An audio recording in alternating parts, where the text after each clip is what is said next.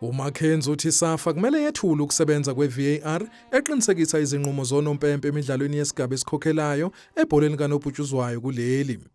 VAR must come immediately to our football. Immediately. I've paid for VAR, I've given the money, I want to hear no stories. Uphawulile ngesikhala esikhulu kuleli sokuthuthukiswa kwebhola likanobhutshuzwayo ezikoleni ukuze kuhlomule amaqembu kuleli ngabadlali. We have failed when it comes to school sport because our people, it's not, you see Rele Mufokeng, there's many Reles everywhere in this country.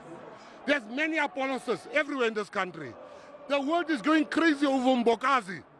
I mean, they're going mad. My phone can't stop ringing about people, clubs are calling me. I'm not the agent for Mbokazi.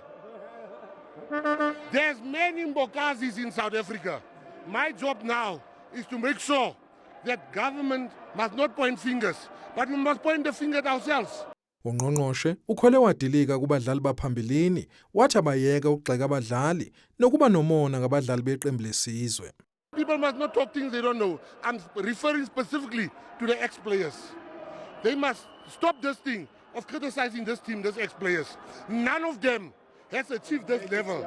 But when we switch our radio on, they are busy criticizing these boys. They have never reached that level of these boys.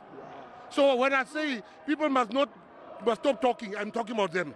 Ex-players must not be jealous. Kusenjalo uhulumeni wakuleli uzwakalisa ukuziqhenya ngeqembu lesizwe ngendlela edlale ngayo emidlalweni yendebe yomhlaba. Our nation is extremely proud of our boys who showed that they could go toe-to-toe with the best on the global stage.